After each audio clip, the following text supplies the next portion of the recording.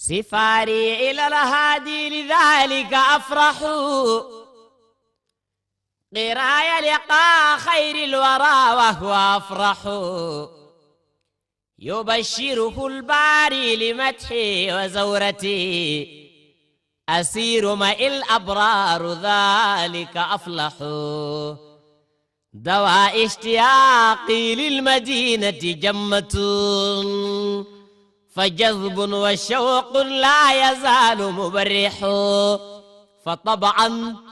أحب المصطفى فإشارتي إليه وطورا بالوداد أصرح،